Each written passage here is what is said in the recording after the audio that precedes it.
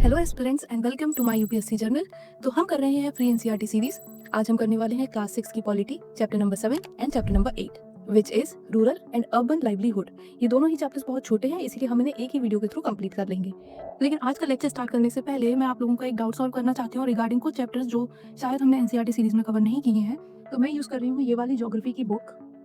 This is the revised edition of 2022 and इसमें we have 6 chapters. तो ये सारे ही चैप्टर्स मैंने आपके कंप्लीट करवा दिए हैं। लेकिन अगर आपके पास ओल्ड एनसीईआरटी है तो हो सकता है कि कुछ चैप्टर्स ज़्यादा हो, तो आप उसकी टेंशन बिल्कुल मत लो, बिकॉज ये बुक्स एनसीईआरटी हैं और इनमें सारा ही subject with all the topics cover होगा। तो अगर कोई 6 क्लास में चैप्टर मिसिंग है तो वो आपकी 7th में हो जाएगा, 7th में मिसिंग है तो वो 8th में हो जाएगा। और क्योंकि कोई कन्फ्यूजन ना हो इसीलिए मैंने न्यू एनसीईआरटी से स्टार्ट किया है, क्योंकि ये हर जगह अवेलेबल है और सबको मिल भी जाएंगी और इसमें अपडेटेड इन्फॉर्मेशन भी मिल जाएगी। तो इसीलिए अगर आपके पास दूसरी बुक है, 1-2 चैप्टर उसमें एक्स्ट्रा है, तो डोंट वरी, वो 7th क्लास या 8th क्लास में वो सारा कुछ कवर हो जाएगा, कोई चैप्टर नहीं छूटेगा। Similarly for polity I am using this book and इसमें भी है 8 चैप्टर्स हैं इसमें, और ये सारे ही 8 चैप्टर्स हमने कवर कर लिए हैं।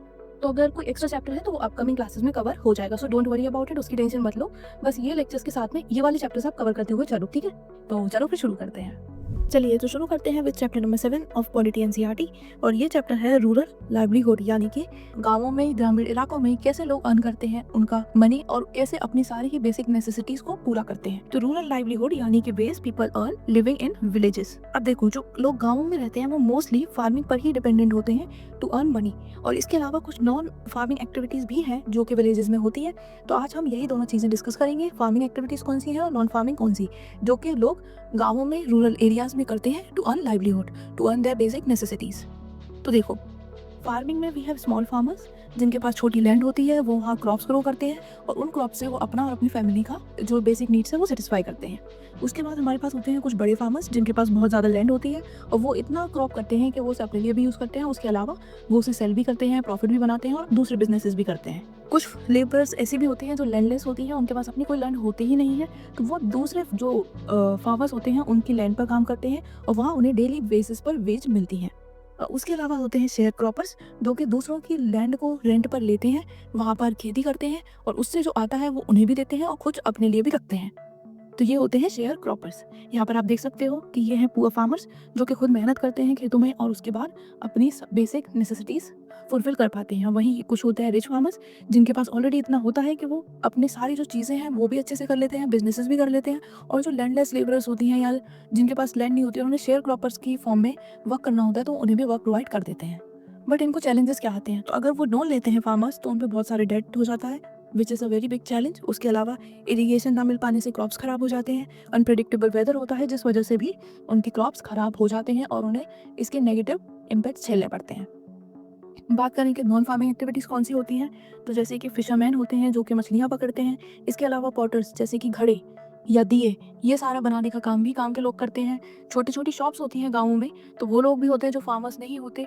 उसके अलावा कारपेंटर्स भी होते हैं और कुछ गवर्नमेंट जॉब्स वाले भी होते हैं जो गाँव के स्कूलों में पढ़ा रहे होते हैं, कुछ डॉक्टर्स होते हैं।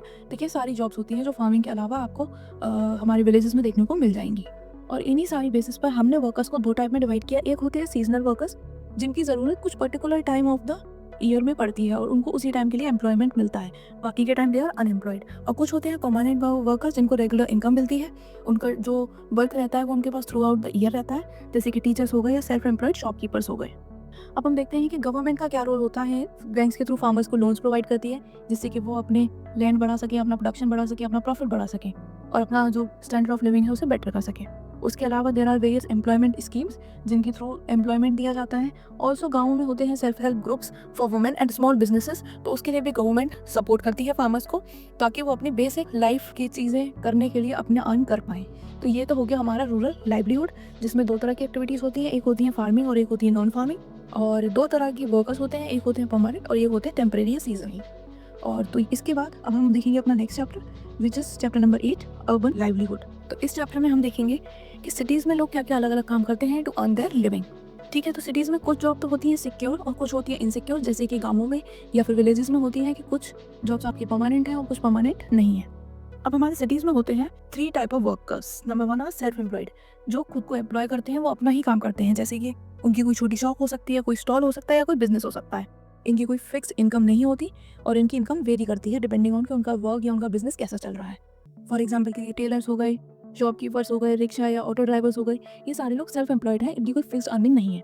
उसके बाद होते हैं कैजुअल वर्कर्स, जो कि डेली वेजेस पर काम करते हैं, इनकी कोई जॉब सिक्योरिटी नहीं होती और इनको कोई एक्स्ट्रा बेनिफिट जैसे हेल्थ केयर, लीव्स, वो सब कुछ नहीं मिलता। इसके एग्जाम्पल हुए हमारे कंस्ट्रक्शन वर्कर्स या डोमेस्टिक हेल्प्स। तो ये सारे ही लोग डेली वेजेस पे काम करते हैं और उनकी कोई जॉब सिक्योरिटी नहीं होती और ना ही इन्हें कोई अलग से बेनिफिट मिलते हैं। थर्ड कैटेगरी है हमारे रेगुलर सैलरी वर्कर्स की, जिसमें आते हैं ऑफिस और गवर्नमेंट एम्प्लॉयज़। इनको जॉब सिक्योरिटी होती है, इनको एक मंथली फिक्स सैलरी मिलती है और साथ में इनको कुछ अलग बेनिफिट्स भी मिलते हैं, जैसे मेडिकल में बेनिफिट्स, आपको सारी हॉलीडेज़ मिलते हैं। तो ये हो गए इनके सारे एक्स्ट्रा बेनिफिट्स। जैसे एग्जाम्पल के लिए वी हैव टीचर्स, उसके अलावा वी हैव IT प्रोफेशनल्स। तो इन सारे लोगों की फिक्स जॉब है एंड फिक्स सैलरी है। बट यहाँ पर भी हमें कुछ चैलेंजेस फेस करने पड़ते हैं, जैसे कि अनएम्प्लॉयमेंट, जो कि हमें पता है कि इस टाइम पर कितना है। कंपटीशन बहुत है और इसीलिए हम सब पढ़ाई कर रहे हैं, बिकॉज हम चाहते हैं कि हम सब जल्दी से जल्दी अपने पेपर्स निकालें, एग्जाम्स निकालें और अपने अनएम्प्लॉयड से एम्प्लॉयड बने। उसके अलावा जो कैजुअल वर्कर्स होते हैं उनको वेजेस काफ़ी लो मिलती हैं, बिकॉज इतने लोग अवेलेबल हैं कि जो कम से कम में करने के लिए वो रेडी हैं, बिकॉज कुछ मिल ही नहीं रहा करने को। And number 3, there is no job security in unorganised sector. Job की सिक्योरिटी नहीं है तो भी बहुत सारे इशूज फेस करने पड़ते हैं। कभी आपको जॉब से निकाल दिया जाता है, आपको मेडिकल हेल्प नहीं है, कुछ नहीं है। तो ये हो गया हमारा अर्बन लाइवलीहुड। और ये चैप्टर भी हमने देख लिया, 3 टाइप के वर्कर्स देखे, self employed, casual workers and regular salary workers. इसके बाद इनके चैलेंजेस देखे। सो विद दिस हमारा chapter number 7 and chapter number 8 comes to an end. तो क्लास 6 पॉलिटी NCERT हो गई है हमारी खत्म। और अब कमेंट्स में बताओ कि नेक्स्ट किस सब्जेक्ट की सीरीज हम स्टार्ट करें। कोई भी डाउट है तो कमेंट में ज़रूर पूछना और साथ में ये चैनल अपने ज़्यादा से ज़्यादा दोस्तों के साथ शेयर करो, ताकि सब लोगों की इस फ्री NCERT सीरीज से हेल्प हो पाए। ऑल्सो मिलेंगे नेक्स्ट लेक्चर में। टिल देन पढ़ाई करते रहो। Take care, bye bye.